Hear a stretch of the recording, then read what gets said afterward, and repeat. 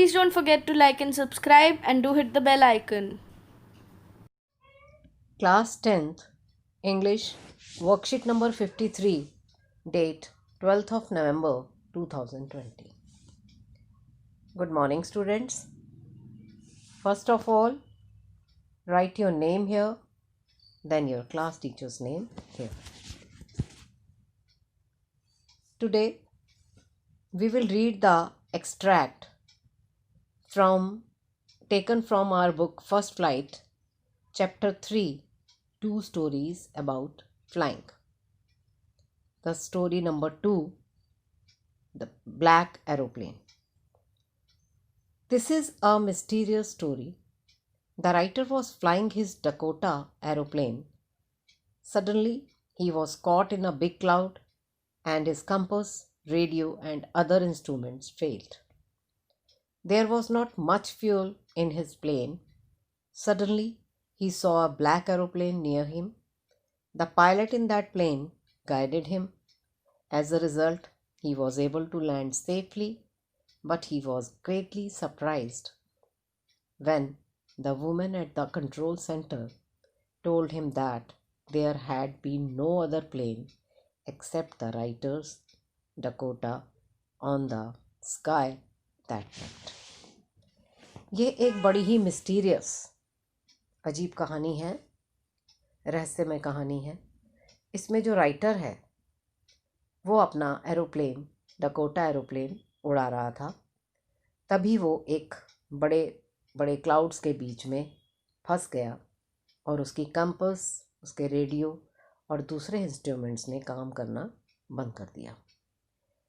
अब उसके प्लेन में ज़्यादा फ्यूल यानी ईंधन भी नहीं था, पेट्रोल भी नहीं था। सडनली तभी उसने देखा एक ब्लैक एरोप्लेन को जो बिल्कुल उसके पास था, और जो पायलट था उस एरोप्लेन का, उसने राइटर को गाइड किया और इसका रिज़ल्ट क्या हुआ कि वो सेफली लैंड कर गया उसका प्लेन। लेकिन जब वो नीचे कंट्रोल सेंटर में पहुंचा तो वहाँ पर बैठी लेडी ने उसे बताया, और जिसे सुनकर वो बहुत ही सरप्राइज हुआ। वो क्या बात थी कि उसके प्लेन के अलावा उस रात को स्काई में और कोई प्लेन नहीं था। तो इसी स्टोरी में से ये नीचे एक एक्सट्रैक्ट दिया गया है। हम इसे आराम से ध्यान से पढ़ेंगे और फिर जो इसके नीचे क्वेश्चंस दिए गए हैं उनको हम फॉलो करेंगे। तो चलिए, we will start reading the extract. The moon was coming up in the east behind me, and stars were shining in the clear sky above me. कह रहे हैं कि जो चांद था वो ईस्ट में ऊपर की तरफ आ रहा था, जो मेरे बिल्कुल पीछे था, और जो स्टार्स थे वो बहुत चमक रहे थे। स्काई एकदम क्लियर था। There wasn't a cloud in the sky. आसमान में एक भी बादल नहीं था। I was happy, मैं बहुत खुश था। To be alone, high up above the sleeping countryside. कि मैं बहुत खुश था। किस बात के लिए खुश था? कि लोग तो सो रहे थे नीचे शहर से बाहर, लेकिन मैं बहुत ऊंचाई पर अपना प्लेन उड़ा रहा था। I was flying my old Dakota aeroplane over France back to England. मैं फ्रांस के ऊपर से अपना पुराना डकोटा एरोप्लेन को उड़ाते हुए इंग्लैंड की तरफ वापस जा रहा था। I was dreaming of my holiday and looking forward to being with my family. मैं सपना ले रहा था कि मैं अपनी छुट्टियां बिताऊंगा अपने परिवार के साथ। I looked at my watch at 1:30 in the morning. सुबह 1:30 बजे का समय था। I should call Paris control soon, I thought. मैंने सोचा कि मुझे तो बहुत जल्दी पेरिस कंट्रोल को कॉल करना पड़ेगा। I look down past the nose of the aeroplane. I saw the lights of a big city in front of me. मैंने देखा मेरे सामने शहर, बहुत बड़ा शहर था, और उसकी लाइट्स जो थी वो बिल्कुल मेरे सामने मुझे नज़र आ रही थी। सुबह 1:30 बजे का मतलब है कि रात का 1:30 बजा था, राइट? तो सारी लाइट्स नज़र आ रही थी। आई चेक द मैप, मैंने मैप को चेक किया। एंड द कंपस, कंपस क्या होता है? जो हमें दिशा सूचक जो बताता है ईस्ट वेस्ट नॉर्थ साउथ हम किस तरफ जा रहे हैं, ये कंपस से पता चलता है। तो मैंने चेक किया अपना मैप, अपना compass, switched over to my second and last fuel tank, और अपने लास्ट जो फ्यूल टैंक था उसकी तरफ उसको मैंने स्विच किया, and turn the Dakota 12 degrees west towards England, और उसके बाद मैंने अपने डकोटा एरोप्लेन को 12 डिग्रीज वेस्ट की तरफ, इंग्लैंड की तरफ घुमा दिया। एवरीथिंग वॉज गोइंग वेल, सब कुछ बड़े आराम से अच्छा चल रहा था। It was an easy flight, वो फ्लाइट क्या थी? बहुत ईजी थी। Paris was about 150 kilometres behind me when I saw the clouds, Paris मेरे पीछे 150 किलोमीटर रह गया था जब मैंने क्लाउड्स को देखा। स्टॉर्म क्लाउड्स, कैसे क्लाउड्स थे? तूफानी। दे वर ह्यूज, बहुत बड़े थे। They looked like black mountains standing in front of me across the sky, ऐसे लग रहा था कि बड़े बड़े काले काले माउंटेन्स मेरे सामने खड़े हों, पहाड़ मेरे सामने खड़े हों। I knew I could not fly up and over them, and I did not have enough fuel to fly around them to the north or south. मुझे पता था कि मैं इनके ऊपर नहीं उड़ सकता, और ना ही मेरी डकोटा में, एरोप्लेन में इतना फ्यूल था, इतना ईंधन ही था, इतना पेट्रोल नहीं था। इनसाइड द क्लाउड्स, क्लाउड्स के अंदर, एवरीथिंग वॉज सडनली ब्लैक, सब कुछ काला हो गया। It was impossible to see anything outside the aeroplane, बाहर एरोप्लेन से कुछ भी दिखाई नहीं दे रहा था। The old aeroplane jumped and twisted in the air, पुराना मेरा जो एरोप्लेन था वो जंप किया और ट्विस्ट करने लगा, इधर उधर हिलने लगा एयर में, हवा में। आई लुक्ड एट द कंपस, मैंने कंपस की तरफ देखा। I couldn't believe my eyes, मुझे अपनी आंखों पर विश्वास नहीं हुआ। The compass was turning round and round and round, compass जो था वो गोल गोल घूम रहा था। इट वॉज डेड, वो ख़राब हो गया था। It was not it would not work, अब ये काम नहीं करेगा। The other instruments were suddenly dead too, दूसरे इंस्ट्रूमेंट्स भी डेड हो गए थे। आई ट्राइड द रेडियो, मैंने रेडियो को भी ट्राई किया। तो ये था हमारा आज का एक्सट्रैक्ट। अब हम देखते हैं इसके questions. Question number 1, how was the weather when the pilot started flying his aeroplane? जब पायलट ने अपना एरोप्लेन चलाना शुरू किया था तो हमने पहली लाइन में पढ़ा था द स्काई वॉज क्लियर।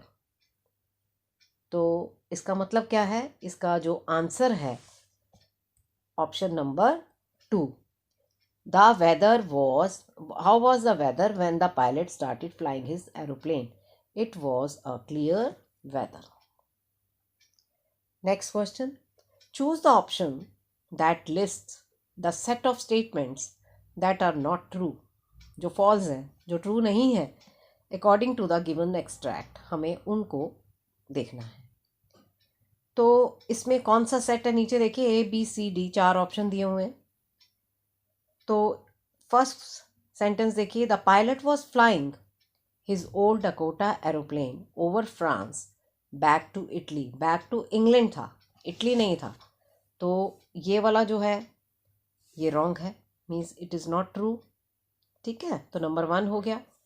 उसके बाद he wanted to enjoy his holiday, no, yes, तो ये तो ठीक था। The pilot saw storm clouds when he was only 50 kilometres away from Paris, 150 kilometres था, 50 नहीं था, तो ये भी रॉन्ग है। तो हमारा एक ये हो गया 1, और उसके बाद नंबर 3। तो हम देख रहे हैं इसमें कौन सा ऑप्शन आ रहा है? सी, ऑप्शन सी। और इसका जो 5th जो सेंटेंस है, the compass and the other instruments of the aeroplane were working well, working well नहीं था, दे वर नॉट वर्किंग वेल, तो ये भी फॉल्स है। तो इसका मतलब हमारा सेट कौन सा बन गया? 1, 3 एंड 5, option number C. Which word does countryside not correspond, not a synonym, not correspond or not a synonym to? नीचे कुछ कंट्री साइड के बारे में लिखा गया है, उसमें से एक ऐसा है जो उसे कॉरेस्पॉन्ड नहीं करता या उसका सिनोनिम नहीं है। कंट्री साइड का मतलब होता है लैंड आउटसाइड टाउन्स और सिटीज़। सिटीज़ के बाहर का जो लैंड होता है उसे कंट्री साइड कहते हैं। A rural area, yes. A rural region और इट्स इनहेबिटेंट्स, डी, यस। तो इसमें जो सी है ये इसका आंसर है, क्योंकि ये जो है ये इसका मतलब बिग सिटी जो है ये कंट्री साइड का मतलब नहीं होता। तो इसका ऑप्शन क्या हो गया, answer C. Next 2 questions we have to attempt. Question number 4 is describe author's feelings while he was flying his aeroplane back to England. उनकी फीलिंग्स कैसी थी जब वो अपना एरोप्लेन चला रहे थे, वापस जा रहे थे इंग्लैंड की तरफ। इसका आंसर हम देंगे 20-30 वर्ड्स में। इससे अगला क्वेश्चन देखिए, what happened when the author turned the aeroplane 12 degrees west towards England. जब उन्होंने इंग्लैंड की तरफ 12 डिग्री वेस्ट में अपना जो एरोप्लेन था उसको टर्न किया तो क्या हुआ। तो इसका आंसर हम देंगे 40-50 वर्ड्स में। तो चलिए अब हम इसके आंसर्स को सॉल्व करते हैं, लिखते हैं। Question number 4, describe author's feelings while he was flying his aeroplane back to England. Author कैसा फील कर रहा था। The author was very happy, बहुत खुश था। When he was flying his aeroplane back to England, जब वो इंग्लैंड की तरफ वापस जा रहा था। He was looking forward to spend his holiday with his family and to have a good big English breakfast. वो सोच रहा था कि किस तरह से वो अपने परिवार के साथ अपनी छुट्टियां बिताएगा और एक बहुत बढ़िया, बहुत खूब सारा अच्छा इंग्लिश ब्रेकफास्ट करेगा। Next question, what happened when the author turn the aeroplane 12 degrees west towards England. क्या हुआ जब ऑथर ने अपने एरोप्लेन को 12 डिग्रीज वेस्ट इंग्लैंड की तरफ मोड़ा। When the author turn the aeroplane 12 degrees west towards England, he encountered huge black clouds and the stormy weather. एकदम ऑथर का सामना किससे हुआ, बहुत बड़े बड़े क्लाउड से, ब्लैक क्लाउड से, काले काले बादलों से, और एकदम से जो मौसम था वो तूफ़ानी हो गया। इनसाइड द स्टॉर्म, उस तूफान के अंदर, एवरीथिंग टर्न ब्लैक, सब कुछ ब्लैक हो गया। It was impossible to see anything outside the aeroplane. Aeroplane से बाहर कुछ भी दिखाई नहीं दे रहा था। The compass was turning round and round, compass जो थी वो गोल गोल घूम रही थी।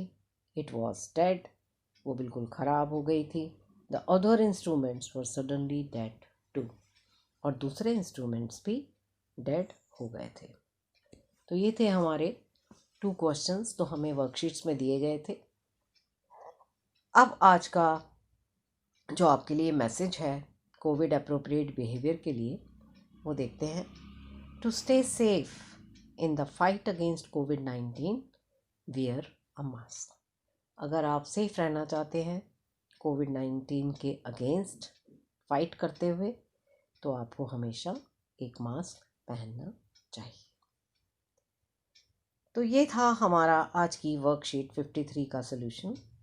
I hope you enjoyed the session. Thank you. Have a nice day.